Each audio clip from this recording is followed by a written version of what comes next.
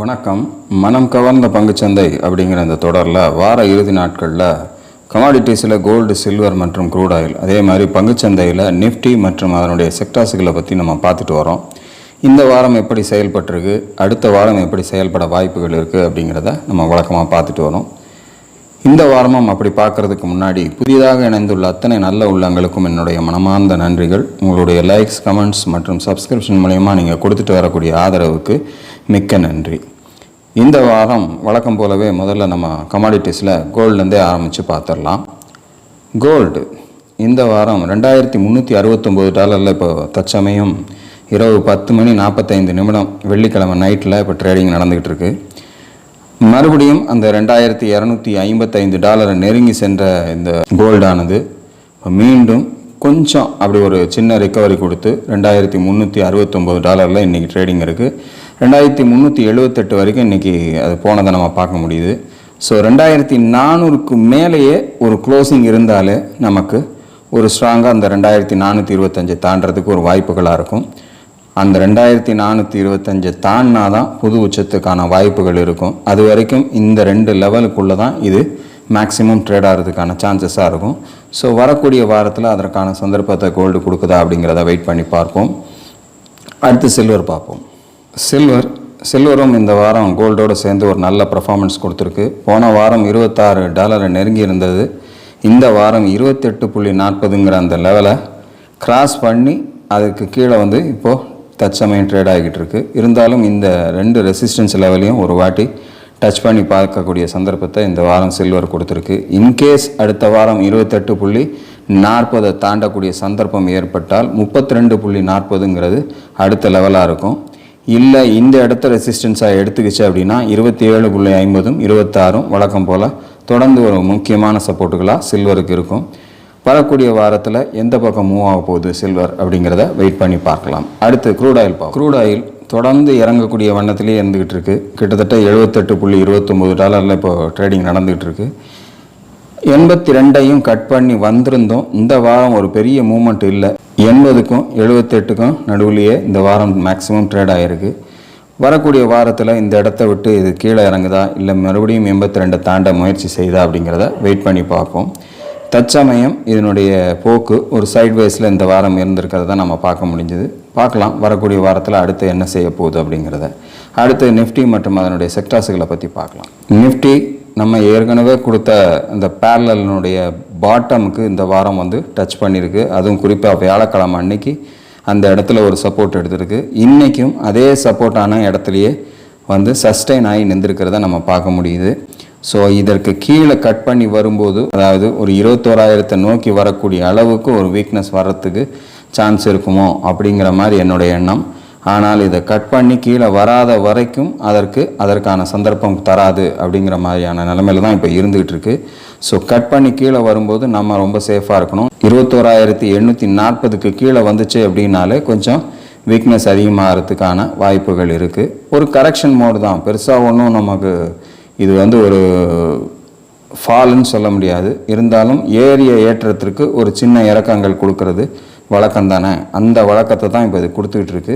இப்போ இருக்கக்கூடிய சூழ்நிலையும் அதை வந்து செயல்படுத்துறதுக்கு ஒரு காரணங்களாக இருந்துக்கிட்டு இருக்கு. எப்படி பார்த்தாலும் நமக்கு ஜூன் 4 பாராளுமன்ற தேர்தல் முடிவுகள் வர வரைக்கும் நமக்கு இந்த மாதிரியான ஏற்ற இறக்கங்கள் அதிகமாக நம்ம பார்க்கக்கூடிய வாய்ப்புகள் இருக்கும். ஸோ அது வரையில் இப்படிப்பட்ட ஒரு விஷயங்கள் நடந்துக்கிட்டு தான் இருக்கும். இப்போ இந்த சப்போர்ட்டை வந்து உண்மையாகவே சப்போர்ட்டாக எடுத்துக்கிட்டு மறுபடியும் 22,490ஐயும் 22,800ஐயும் மறுபடியும் போய் தொழுதா வரக்கூடிய வாரத்தில்னு பார்க்கணும். அப்படி இல்லை இந்த சப்போர்ட்டை ஸ்ட்ராங்காக எடுக்காமல் அடுத்த வாரம் கீழே உடைச்சிது அப்படின்னா கொஞ்சம் சேஃபாகவே நம்ம மார்க்கெட்டை வாட்ச் பண்ணணும். சேஃப் அப்படின்றது அடுத்து கீழே எந்த சப்போர்ட்டில் வந்து அது சப்போர்ட் எடுக்குதோ அந்த இடத்துல நம்ம பர்ச்சேஸ் பண்ணுறதுக்கு நம்ம தயார்படுத்திக்கிறது தான் அந்த சேஃப்டி, வேறு ஒன்றும் கிடையாது. ஸோ நிஃப்டியினுடைய தற்சமய நிலைமை இது தான். செக்டார்ஸுகள் எப்படி இருக்குது அப்படிங்கிறத அடுத்து பார்க்கலாம். பேங்க் நிஃப்டி அதுவும் வந்து ஒரு சப்போர்ட்டை எடுத்து திரும்பி இருக்கிற மாதிரி தான் இப்போதைக்கு இருக்குது. காரணம் என்னென்னா, நம்ம கீழே வரைஞ்சிருக்கக்கூடிய அந்த ட்ரெண்ட் லைனை பார்த்திங்கன்னா தெரியும். அது ஒரு கிராஸ் ட்ரெண்ட் லைன். அந்த ட்ரெண்ட் லைனில் கிட்டத்தட்ட ஒரு 3 வாட்டி ஒரு சப்போர்ட் எடுத்து இந்த இடத்துலேருந்து திரும்பி மேலே போயிருக்கு. அதே இடத்துக்கு தான் இப்போ திருப்பியும் வந்திருக்கு. ஸோ இதை பிரேக் பண்ணிச்சு, அதாவது 47,470க்கு கீழே தான் இந்த வாரம் க்ளோசிங் இருக்குது 47,421. இருந்தாலும் கூட அதிலிருந்து 47,000 கட் பண்ணி கீழே போகும்போது கொஞ்சம் வீக்னஸ் கடுமையாகிறதுக்கு வாய்ப்புகளாக மாறலாம். குறிப்பாக 45,000 வரைக்கும் வர்றதுக்கான ஒரு வாய்ப்புகளை கொடுத்துறதுக்கு அந்த இடம் சான்சஸாக மாறலாம். சரியாக செயல்பட்டால் ஒருவேளை கட் பண்ணிவிட்டு மறுபடியும் ஒரு ஃபால்ஸ் பிரேக் அவுட் மாதிரி உள்ளே போயிட்டாங்க அப்படின்னா நம்ம ஏமாற்றக்கூடிய விஷயமாக மாறும். இருந்தாலும் அது சரியாக செயல்பட்டால் 45,000 வரைக்கும் கீழே வரத்துக்கு வாய்ப்புகளாக மாறலாம். இல்லை இந்த இடத்துலையே ஒரு நல்ல சப்போர்ட் எடுத்து திரும்பி 48,580 உடைக்கும் போது இந்த தடவை இந்த 50,000 தாண்டி 51,230 நோக்கி போகிறதுக்கான ஒரு வாய்ப்பை கொடுக்கக்கூடிய வகையில் பேங்க் நிஃப்டி இருக்கலாம். என்ன செய்ய போது வரக்கூடிய வாரத்தில்ன்றதை வெயிட் பண்ணி பார்ப்போம். அடுத்து ஃபின் நிஃப்டி பார்ப்போம். ஃபின் நிஃப்டி கிட்டத்தட்ட நம்ம எப்படி பேங்க் நிஃப்டியில் பார்த்தோமோ அதே மாதிரி ஒரு சப்போர்ட்டை கீழே எடுக்கிறத நம்ம இந்த ட்ரெண்ட் லைன் மூலயமா பார்க்க முடியுது. அதே இடத்துக்கு தான் கிட்டத்தட்ட வந்திருக்கு. 21,000க்கு கீழே போகும்போது 19,900 வரைக்கும் அது இறங்கி வருவதற்கான வாய்ப்புகளை கொடுத்துடலாம். இறங்கி சரியாக க்ளோசிங் கொடுத்து அது கீழே போகும்போது தான் நமக்கு அந்த வாய்ப்புகள் இல்லை. இந்த இடத்துல ஒரு நல்ல சப்போர்ட் எடுத்து மறுபடியும் 21,640க்கு மேலே போகக்கூடிய வாய்ப்புகள் எடுத்தால் இந்த தடவை 22,000 கட் பண்ணி 22,755 வரைக்கும் போகிறதுக்கு மறுபடியும் தன்னை தயார்படுத்திக்கலாம் ஃபின் நிஃப்டி. ஸோ என்ன செய்யுதுங்கிறத ரொம்ப கரெக்டாக வாட்ச் பண்ணி உங்களுடைய இன்வெஸ்ட்மெண்ட்ஸை கொண்டு போங்க. அடுத்த செக்டர் நிஃப்டி ஐடி தொடர்ந்து இறக்கத்தை கொடுத்துக்கிட்டே இருக்கக்கூடிய இந்த பர்டிகுலர் செக்டர் தன்னுடைய தொடர் இறக்கத்தை இந்த வாரமும் கண்டினியூ பண்ணிக்கிட்டு தான் இருக்குது. இருந்தாலும் கூட 33,100 கிட்ட தன்னை சஸ்டைன் பண்ணி நிறுத்திக்கணும் அப்படிங்கிற ஒரு எண்ணத்தோடவே நிற்கிறத நம்ம பார்க்க முடியுது. இருந்தாலும் இந்த வாரத்தினுடைய க்ளோசிங் 32,935 அப்படிங்கிறது க்ளோசிங் கொடுத்துருக்காங்க. ஸோ இதுலேருந்து வீக்னஸ் எடுத்து ஒரு 33,000க்கு கீழே கொண்டு போய் க்ளோசிங் கொடுத்துருக்குறாங்க. இதை தாண்டி இன்னமும் வேகமாக இறங்க ஆரம்பித்தா 31,900 வரைக்கும் போகலாம். அல்லது இங்கேருந்து ஒரு சின்ன ஒரு பவுன்ஸ் பேக் கொடுத்து திரும்பும்போது மறுபடியும் 35,400 நோக்கி அதனுடைய பயணம் இருக்கலாம் அப்படிங்கிற மாதிரி இப்போ இருக்கக்கூடிய சூழ்நிலை. ஸோ ஒரு சைட்வேஸ்லேருந்து ஒரு டெசிஷன் வருது அப்படின்னாலே அது ஒரு ஸ்ட்ராங் டெசிஷனாக இருக்கும். ஸோ அது எந்த பக்கம் அப்படிங்கிறத நிஃப்டி ஐடி வரக்கூடிய வாரத்தில் நமக்கு சொல்லக்கூடிய மாதிரி இருக்கலாம் அப்படிங்கிற மாதிரி பார்க்குறேன். என்ன செய்யுது அப்படிங்கிறத வெயிட் பண்ணி பார்க்கலாம். அடுத்த செக்டார் நிஃப்டி பார்மா பொதுவாக 19,400 2 வாட்டி டச் பண்ணிவிட்டு கீழே கிட்டத்தட்ட 18,300 வரைக்கும் வந்துச்சு. இந்த தடவையும் அதை நோக்கி போகும்போது அந்த லெவலை 400 தொடர்றதுக்கு முன்னாடியே 300 கிட்டேயே தன்னை டேர்ன் பண்ணி கீழே கொண்டு வந்துட்டு தான் பார்க்க முடியுது. ஸோ 18,840க்கும் கீழே இந்த வாரம் கொண்டு வந்து 18,609 க்ளோசிங் கொடுத்துருக்காங்க. ஸோ வீக்னஸ் கண்டினியூ ஆச்சு அப்படின்னா 18,400 கட் பண்ணும்போது கொஞ்சம் சிவியராகவே இறங்கி வரலாம். 18,070 தான் அடுத்த சப்போர்ட்டாக இருக்கும். ஜாக்கிரதையாக இருக்கணும். குறிப்பாக 18,400க்கு கீழே க்ளோசிங் போகும்போது கொஞ்சம் சேஃபாகவே வாட்ச் பண்ணிக்கிறது நல்லதுன்னு நான் நினைக்கிறேன். என்ன செய்யுது அப்படிங்கிறத வரக்கூடிய வாரத்தில் வெயிட் பண்ணி பார்க்கலாம். அடுத்த செக்டார் நிஃப்டி எஃப்எம்சிஜி கிட்டத்தட்ட இந்த வாரம் ஒரு மிகப்பெரிய ஏற்றத்தையும் கொடுத்து அதே வேகத்தில் வியாழக்கிழமை எங்கேருந்து புறப்பட்டு போச்சோ அதே இடத்துல கொண்டு வந்து நிறுத்திட்டு தான் நம்ம பார்க்க முடியுது.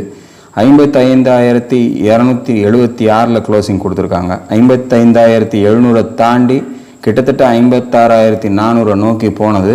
இந்த வாரத்தினுடைய ஹைன்னு பார்த்தீங்கன்னா 56,222 நெருங்கி தான் போயிருக்கு. ஆனால் அந்த இடத்துல நிறுத்த முடியல. இந்த வாரம் க்ளோசிங் அந்த மாதிரியான ஒரு அமைப்பில் கொடுக்கப்படலை. ஸோ ஒரு வீக்னஸ் இந்த வாரம் வந்திருக்கு. 55,276 கிட்ட 54,200 நோக்கி மறுபடியும் இது ட்ராவல் ஆகிட்டு இருக்கிறத நம்ம பார்க்க முடியுது. வரக்கூடிய வாரத்தில் இந்த சப்போர்ட் எடுத்து இது திரும்பின இந்த இடத்துலேருந்து 55,700 தாண்டிச்சு அப்படின்னா 56,400 வரைக்கும் போகலாம். அப்படி வாய்ப்பு கொடுக்கல அப்படின்னும் போது 54,200 நோக்கி மீண்டும் வருவதற்கு நிஃப்டி எஃப்எம்சிஜி தன்னை தயார்படுத்திக்கலாம். என்ன செய்துங்கிறத வெயிட் பண்ணி பார்ப்போம். இந்த 2 இடத்துக்கும் நடுவில் இதனுடைய முடிவு ரொம்ப முக்கியமானதாக இருக்கும். என்ன செய்யும் அப்படிங்கிறத வரக்கூடிய வாரத்தில் வெயிட் பண்ணி பார்க்கலாம்.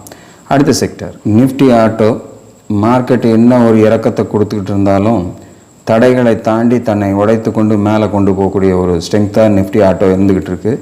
ஸோ 22,930 இந்த வாரம் கடந்துட்டு கீழே வந்து தான் க்ளோசிங் கொடுத்துருக்காங்க 22,846. ஒருவேளை அடுத்த வாரம் இதை கட் பண்ணி மேலே போகக்கூடிய சந்தர்ப்பம் ஏற்பட்டால் 24,040 அடுத்த ரெசிஸ்டன்ஸாக இருக்கும். இல்லை இந்த இடம் ரெசிஸ்டன்ஸாக இருந்து தடுக்கப்பட்டுச்சு அப்படின்னா 22,200 முக்கியமான சப்போர்ட்டாக நிஃப்டி ஆட்டோவுக்கு இருக்கும். என்ன செய்து வரக்கூடிய வாரத்தில் அப்படிங்கிறத வெயிட் பண்ணி பார்க்கலாம். அடுத்த செக்டார் நிஃப்டி ரியாலிட்டி 994ங்கிற உச்சத்தை இந்த வாரம் போய் தொட்டிருக்கு. இருந்தாலும் கூட அதனால் 1000 தாண்ட முடியல. இந்த வாரம் க்ளோசிங் 935. ஸோ 965க்கு கீழே தான் இந்த வாரம் இது கீழே கொண்டு வந்து க்ளோசிங் கொடுத்துருக்காங்க. 925 ஒரு சப்போர்ட்டாக எடுத்து இப்போ தற்சமயம் இருந்துக்கிட்டு இருக்கு. ஒரு வேளை அடுத்த வாரம் இந்த 925 உடைச்சிது அப்படின்னா 860 வரைக்கும் வரத்துக்கான வாய்ப்புகள் நிஃப்டி ரியாலிட்டியில் இருக்குது. ஸோ கேர்ஃபுல்லாகவே வாட்ச் பண்ணுங்கள். இந்த இடத்தை உடைத்து இன்னொரு 10 புள்ளிகள் உடைச்சி கீழே போகும்போது கொஞ்சம் வீக்னஸ் அதிகமாக வர்றதுக்கு வாய்ப்புகளாக மாறலாம் நிஃப்டி ரியாலிட்டியில். இதுவும் ரொம்ப வேகமாக ஏறின ஒரு பர்டிகுலர் செக்டார். ஸோ அதுலேயும் வந்து ஒரு ப்ராஃபிட் புக்கிங் வரலாம்.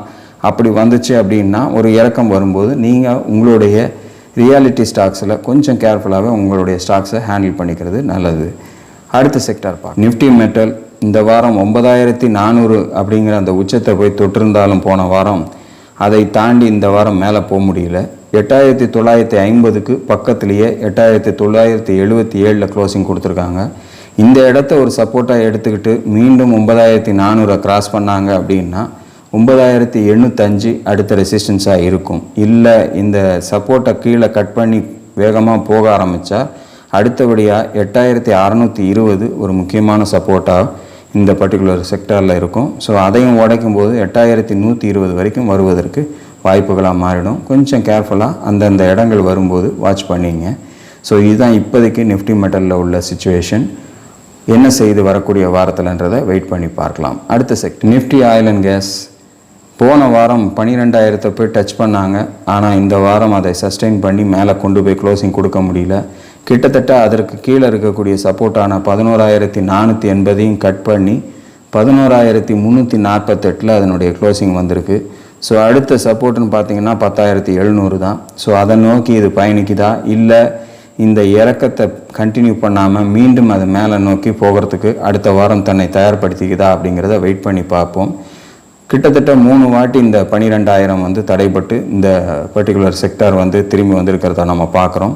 ஆனால் 10700 ஒரு முக்கியமான சப்போர்ட்டாக இருந்து இதை மேல் நோக்கியே நிறுத்திட்டு இருக்கிறதுனால அந்த இடம் உடைக்கப்படாத வரைக்கும் நமக்கு பெரிய இறக்கமாக வர்றதுக்கான வாய்ப்புகள் நிஃப்டி ஆயில் அண்ட் கேஸில் இல்லைன்ற மாதிரி நான் நினைக்கிறேன். வரக்கூடிய வாரத்தில் என்ன செய்யுது அப்படிங்கிறத வெயிட் பண்ணி பார்ப்போம். இதுதான் இந்த வாரத்துக்கான செக்டாரல் லெவல்ஸ். ஓவராலாக இந்த வாரம் நிஃப்டி வந்து ஒரு கடுமையான இறக்கத்தை கொடுத்துருந்தாலும் கூட இந்த கீழே இருக்கக்கூடிய அந்த பேஸாக பேரலல் சப்போர்ட்டில் நின்றுருக்கிறத நம்ம பார்க்க முடியுது. இதை சரியாக பயன்படுத்திக்கிட்டு அடுத்த வாரம் மீண்டும் அந்த 22490 நோக்கி போகிறதுக்கு தன்னை தயார்படுத்திக்கலாம். அப்படி இல்லை உடச்சிச்சு அப்படின்னா கொஞ்சம் நம்ம அதனுடைய தன்மை மாறி கீழே வரப்போகுது அப்படிங்கிறத புரிஞ்சு ஒரு சின்ன கரெக்ஷனுக்கு நம்மளை தயார்படுத்திக்கணும். அதற்கு தகுந்தாற் போல் நம்ம எந்தெந்த ஸ்டாக்ஸுகளில் நம்ம இன்வெஸ்ட் பண்ணுறதுக்கு ஒரு நல்ல சப்போர்ட் லெவலில் வரும்போது நம்ம வாங்குறதுக்கு நம்ம தயார்படுத்திக்கணுமோ அதை நீங்கள் செய்துக்கணும். இது என்னுடைய சொந்த வியூ. நீங்களும் அனலைஸ் பண்ணுங்கள். உங்களுக்கான முடிவுகளை நீங்களே தெளிவாக எடுங்க. இந்த மாதிரியான சின்ன சின்ன வழிமுறைகளை கற்றுக்கிட்டு மார்க்கெட்டினுடைய ட்ரெண்டை தெரிஞ்சு அதற்கு தகுந்தாற் போல் உங்களுடைய இன்வெஸ்ட்மெண்ட்டை மார்க்கெட்டில் கொண்டு போங்க. தொடர்ந்து அடுத்து வரக்கூடிய வீடியோவில் இந்த வாரத்துக்கான சரியான பங்குகள் ஏதாவது நமக்கு அமைதா அப்படிங்கிறத பார்த்து உங்களோட பகிர காத்து கொண்டிருக்கிறேன். அதுவரையில் நன்றி, வணக்கம்.